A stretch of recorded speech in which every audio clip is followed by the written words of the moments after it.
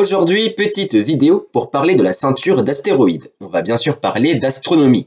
Tout d'abord, qu'est-ce qu'un astéroïde?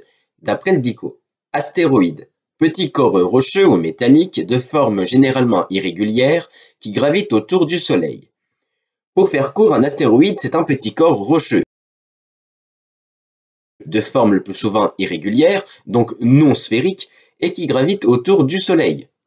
D'autres petits corps célestes de forme irrégulière existent, mais qui gravitent autour des planètes. Ce sont alors des satellites. Les astéroïdes sont en quelque sorte proches des planètes, mais revenons sur les trois règles qui font d'un corps céleste une planète. 1. Être en orbite autour du Soleil. OK pour les astéroïdes. 2. Avoir une forme au moins quasi sphérique.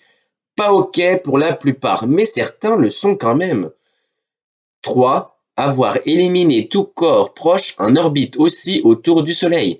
Pas OK, les astéroïdes sont à l'échelle spatiale très proches l'un de l'autre. Mais attention à une idée reçue, les astéroïdes ne sont pas aussi proches comme on peut le voir dans certains films. Un vaisseau peut très facilement passer sans en toucher. Dans notre système solaire, il existe deux lieux avec une forte concentration en astéroïdes.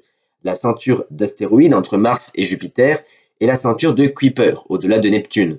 Mais nous verrons ici que la plus connue, la première. La ceinture d'astéroïdes se trouve donc ici, entre Mars et Jupiter. On peut dire qu'elle sépare les planètes telluriques des planètes gazeuses.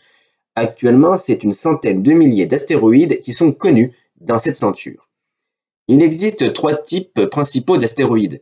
Les types C comme carbone. Elles sont sombres, ce qui en fait une difficulté pour les observer, mais c'est quand même le type le plus présent. Ce type contient plein d'autres types secondaires. Les types S comme silicate, deuxième type le plus important, elles sont composées de silicates, de fer et de magnésium. Ils réfléchissent mieux à la lumière que les C, donc mieux visibles. Les types M comme métaux, composés de fer, nickel principalement. Voilà, maintenant que vous savez ce qu'est un astéroïde, voyons les 10 plus gros de la ceinture. Le plus gros des astéroïdes est aussi le premier découvert en 1801, Cérès, qui est aussi qualifié de planète naine, car de forme sphérique, 900 km de diamètre. En 2, nous avons Vesta. Avec 500 km de diamètre, c'est l'astéroïde le mieux visible. Sa magnitude apparente est de plus 5,4. Elle est donc logiquement visible à l'œil nu, mais ce n'est pas du tout évident de la voir. Puis, en suivant, nous avons Pallas, avec aussi 500 km de diamètre, le deuxième à être découvert. Puis Iji, 400 km, Interamnia, 320 km, Europe, 300 km, à ne pas confondre avec Europe, l'un des satellites galiléens de Jupiter, Davida, 270, Sylvia, 250, Cybèle, 250, Eunomie, 250, ou encore Junon, la troisième découverte, 230 km.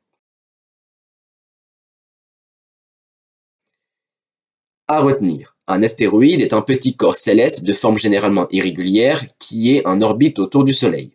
La ceinture d'astéroïdes est située entre Mars et Jupiter et compte plus d'une centaine de milliers d'astéroïdes. Les trois plus gros et connus sont Cérès, qualifié aussi de planète naine, Vesta, la plus lumineuse, et Pallas. Fin de cette courte vidéo, n'hésite pas à l'aimer, à la partager et à visionner d'autres vidéos de la chaîne. Il y a forcément d'autres vidéos qui vous plaira.